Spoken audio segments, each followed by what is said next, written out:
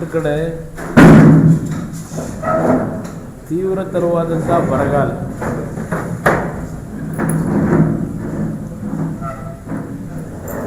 ನಮ್ಮ ಕೃಷ್ಣಾ ಜಲಾನಯ ಪ್ರದೇಶದಲ್ಲಿ ಅಲ್ಲಿರ್ತಕ್ಕಂಥ ಜಲಾಶಯಗಳು ಭರ್ತಿಯಾಗ್ತಕ್ಕಂಥದ್ದು ಒಂದು ಭಾಗವಾದರೆ, ರಾಜ್ಯದ ಉದ್ದಗಲಕ್ಕೂ ಬಹುಶಃ ಸುಮಾರು 150-160 ವಿಧಾನಸಭಾ ಕ್ಷೇತ್ರಗಳಲ್ಲಿ ಮುಂಗಾರಿನಲ್ಲಿ ಬಿತ್ತನೆ ಮಾಡಿದಂಥ ರೈತರ ಬದುಕು ಸಂಪೂರ್ಣವಾಗಿ ನಾಶ ಆಗಿದೆ. ರಾಜ್ಯದಲ್ಲಿ ರೈತರ ಆತ್ಮಹತ್ಯೆ ಸರಣಿ ಪುನಃ ನಾವೇನು 2013ರಿಂದ 2017ನೇ ಇಸ್ವಿಯವರೆಗೆ ಒಂದೊಂದು ಜಿಲ್ಲೆಗಳಲ್ಲಿ 100-200 ಜನ ರೈತರು ಆತ್ಮಹತ್ಯೆ ಮಾಡ್ಕೊಂಡಂಥ ಪ್ರಕ್ರಿಯೆಗಳು ಕಂಡಿದ್ದೇವೆ ನಾವು ಆ ಸಮಯದಲ್ಲಿ. ಇವತ್ತು ಈಗಾಗಲೇ ಪ್ರತಿನಿತ್ಯ ರೈತರ ಆತ್ಮಹತ್ಯೆ ಸರಣಿಯನ್ನು ನೋಡ್ತಾ ಇದ್ದೇವೆ. ನಮ್ಮ ಕಾವೇರಿ ಜಲಾನಯನ ಪ್ರದೇಶದಲ್ಲಿ ಜಲಾಶಯಗಳು ಭರ್ತಿಯಾಗಿಲ್ಲ, ಖಾಲಿ ಇದೆ. ಇವತ್ತು ನಮ್ಮ ಕಾವೇರಿ ಕ್ಯಾಚ್ಮೆಂಟ್ ಏರಿಯಾದಲ್ಲಿ ಇರತಕ್ಕಂಥ ಜಲಾಶಯಗಳಲ್ಲಿ ನನಗಿರ್ತಕ್ಕಂಥ ಮಾಹಿತಿಗಳು ಬಹುಶಃ 54-55 TMC ಈ ಎಲ್ಲ ಜಲಾಶಯಗಳಲ್ಲಿ ಇರ್ತಕ್ಕಂಥ ಒಂದು ನೀರಿನ ಪ್ರಮಾಣ 54-55 TMC ಇದೆ. ನಮಗೆ ಕುಡಿಯೋ ನೀರಿನ ಸಮಸ್ಯೆಗಳು ಮುಂದಿನ ದಿನಗಳಲ್ಲಿ ಇದೇ ರೀತಿಯ ಮಳೆಯ ಕೊರತೆ ಆದರೆ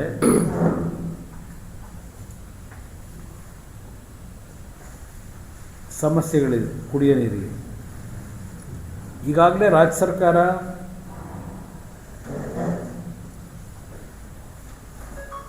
ಯಾವುದೇ ರೈತರು ಕೃಷಿಗೆ ನೀರನ್ನು ಅವಲಂಬಿತರಾಗಬೇಡಿ ಅಂತಕ್ಕಂಥದ್ದನ್ನು ಘೋಷಣೆನೂ ಮಾಡಿಬಿಟ್ಟಿದ್ದಾರೆ ಸರ್ಕಾರ. ಇಂಥ ಒಂದು ಬ್ಯಾಕ್ಗ್ರೌಂಡ್ನಲ್ಲಿ ಇವತ್ತು CWME ಇರ್ಬೋದು, CWRE ಇರ್ಬೋದು,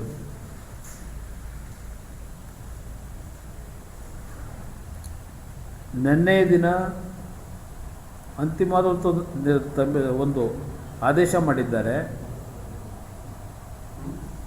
ಪ್ರತಿದಿನ 3,500 ಕ್ಯೂಸೆಕ್ಸ್ ನೀರನ್ನು, ಅಂದರೆ ಸುಮಾರು 15 ದಿನಗಳ ಕಾಲ ಬಿಡಬೇಕು ಅಂತಕ್ಕಂಥದ್ದು ಏನು ಹೇಳಿದ್ದಾರೆ. ಸುಮಾರು 4-4.5 TMC ನೀರನ್ನು ಬಿಡಬೇಕಾಗಿದೆ. ಮೈಸೂರು, ಮಂಡ್ಯ ಹಾಗೂ ಈ ಭಾಗದಲ್ಲಿ ರೈತ ಸಂಘಟನೆಗಳು, ಕನ್ನಡ ಪರ ಸಂಘಟನೆಗಳು ಪ್ರತಿಭಟನೆಗೆ ಪ್ರಾರಂಭ ಏನು ಮಾಡಿದ್ದಾರೆ. ಇವತ್ತು ನಮ್ಮ ಮೈತ್ರಿ ಪಕ್ಷ BJPಯು ಸಹ KRSನಲ್ಲಿ ಪ್ರತಿಭಟನೆ ಮಾಡತಕ್ಕಂಥ ಘೋಷಣೆಯನ್ನು ಮಾಡಿದ್ದಾರೆ.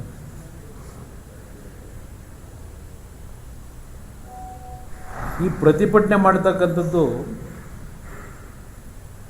ಇಂಥ ಒಂದು ಕ್ಲಿಷ್ಟಕರವಾದ ಸಂದರ್ಭದಲ್ಲಿ ಮಾಡಲೇಬೇಕಾದಂಥದ್ದು ಅನಿವಾರ್ಯ. ನಾನು ಪ್ರತಿಭಟನೆ ಮಾಡ್ತಕ್ಕಂಥದ್ದು ತಪ್ಪು ಅಂತಕ್ಕಂಥದ್ದನ್ನು ನಾವು ಯಾರೂ ಹೇಳಲಿಕ್ಕೆ ಸಾಧ್ಯ ಇಲ್ಲ. ಏಕೆಂದರೆ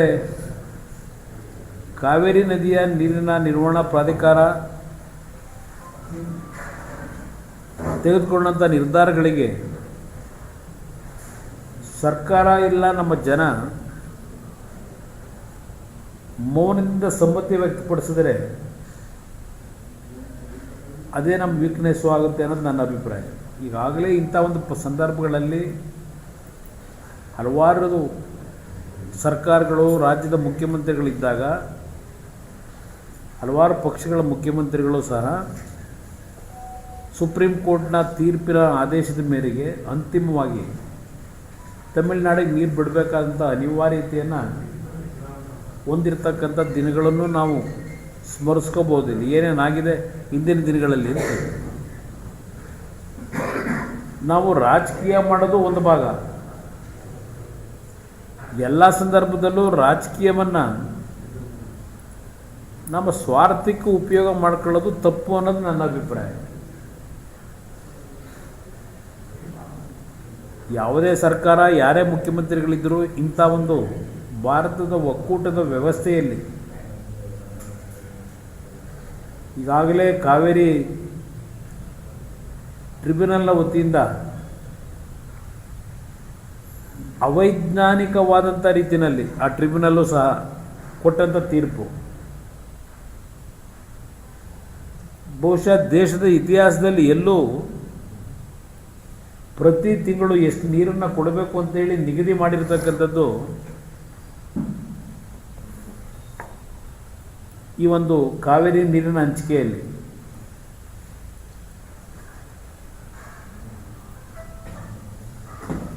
ಆ ಹಿನ್ನೆಲೆಯಲ್ಲಿ ಇವತ್ತೇನು ತಮಿಳುನಾಡಿಗೆ ನೀರನ್ನು ನಿನ್ನೆ ದಿನ ಅಂತಿಮವಾಗಿ ಬಿಡಬೇಕು ಅಂತಕ್ಕಂಥ ಸೂಚನೆಯನ್ನು ಕೊಟ್ಟಿದ್ದಾರೆ.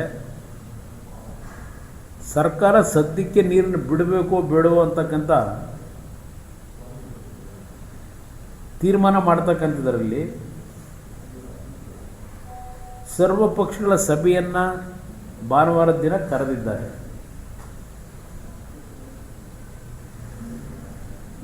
ಸರ್ವ ಪಕ್ಷದ ಸಭೆಯನ್ನು ಈ ಒಂದು ನೀರಿನ ಹಂಚಿಕೆ ಆದ ನಂತರ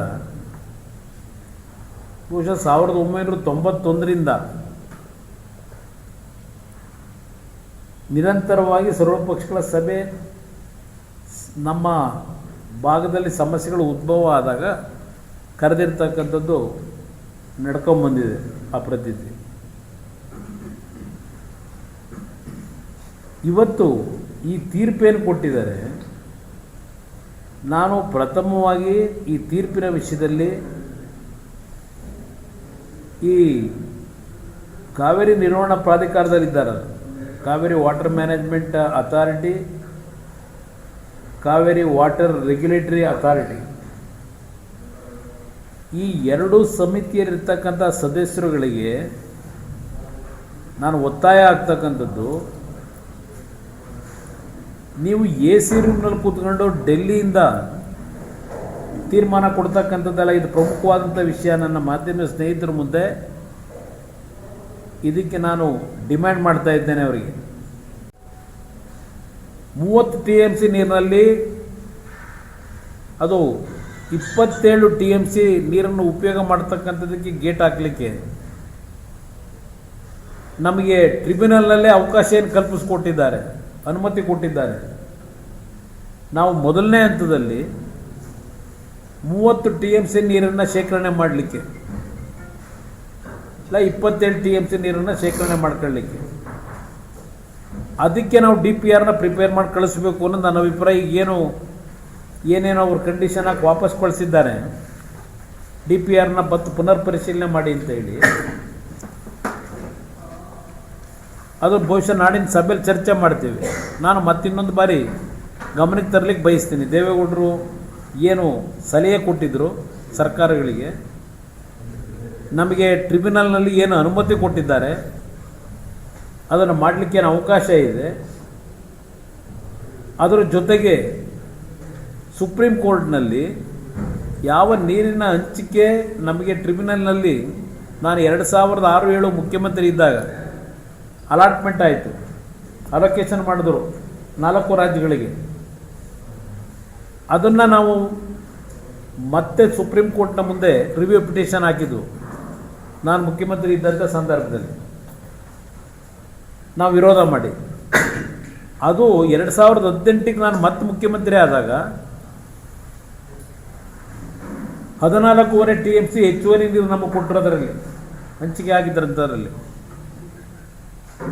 ಆ 14.5 TMC ನೀರೇನಿದೆ ಅದರಲ್ಲಿ 4.5 TMC ನೀರನ್ನು ಬೆಂಗಳೂರಿಗೆ ನೀವು ಉಪಯೋಗ ಮಾಡ್ಕೊಳ್ಳಿ ಅಂತಕ್ಕಂಥ ಒಂದು ತೀರ್ಪನ್ನು ಕೊಟ್ಟಿದ್ದಾರೆ, ನಮ್ಗೆ ಅವಕಾಶ ಇದೆ ಅಂತ. ಆ ಮೇಕೆದಾಟಿನ ಹತ್ರ ನಿರ್ಮಾಣ ಮಾಡ್ತಕ್ಕಂಥ ಜಲಾಶಯದಲ್ಲಿ. ಆ ಹಿನ್ನೆಲೆಯಲ್ಲಿ ನಾವು ಸುಪ್ರೀಂ ಕೋರ್ಟ್ನ ತೀರ್ಪನ್ನೇ ಪರಿಗಣಿಸೋದಾದರೆ ನಮಗೆ 23 TMC ನೀರನ್ನು ನಾವು ನಿಲ್ಲಿಸ್ಕೊಳ್ಳಿಕ್ಕೆ ಗೇಟನ್ನು ನಾವೀಗ ಹಾಕೊಂಡು ಮುಂದೆ ನೋಡೋಣ ಸೆಕೆಂಡ್ ಫೇಸಲ್ಲಿ ಆ 23 TMC ನೀರನ್ನು ಕಲೆಕ್ಟ್ ಮಾಡಿ 4.5 TMC ನೀರನ್ನು ನಮ್ಮ ಬೆಂಗಳೂರು ನಗರಕ್ಕೆ ಕೊಡ್ತಕ್ಕಂಥ ಒಂದು ಕಾರಣ ಹೇಳಿ 23 TMC ನೀರು ಶೇಖರಣೆಗೆ ಉಪಯೋಗ ಮಾಡ್ಕೊಳ್ಳಿಕ್ಕೂ ಅವಕಾಶ ಇದೆ. ಇದನ್ನು ರಾಜ್ಯ ಸರ್ಕಾರಕ್ಕೆ ನಾನು ಹೇಳ್ತೀನಿ, ದೇವೇಗೌಡರು ಏನು ಹಲವಾರು ಪತ್ರಗಳನ್ನು ರಾಜ್ಯ ಸರ್ಕಾರಕ್ಕೆ ಕೇಂದ್ರ ಸರ್ಕಾರಕ್ಕೆ ಹಿಂದಿನ ದಿನಗಳಲ್ಲಿ ಸಲಹೆ ಕೊಟ್ಟಿದ್ದಾರೆ. ಆ ಸಲಹೆಯನ್ನು ಉಪಯೋಗ ಮಾಡಿಕೊಂಡು ಎಷ್ಟು ಮಟ್ಟಿಗೆ ನಾವಿವತ್ತು ಆ ಮೇಕೆದಾಟನ್ನ ನಮ್ಮ ನೀರು ನಮ್ಮ ಹಕ್ಕು ಅಂತೇಳಿ ಪಾದಯಾತ್ರೆ ಮಾಡಿದ್ದಾರೆ ಈ ಸರ್ಕಾರದಲ್ಲಿ. ಈಗಿನ ಮುಖ್ಯಮಂತ್ರಿಗಳು ಅವರೇ ಮುಖಂಡತ್ವ ವಹಿಸಿ, ಬರೀ ನೀವು ಬಾಯಲ್ಲಿ ಹೇಳಿದ್ರೆ ಆಗಲ್ಲ, ಇಲ್ಲ ಕುಮಾರಸ್ವಾಮಿ ಪ್ರಧಾನಮಂತ್ರಿ ಹತ್ರ ಮಾಡಲಿ ಅಂತ ಹೇಳಿದ್ರೆ ಆಗಲ್ಲ.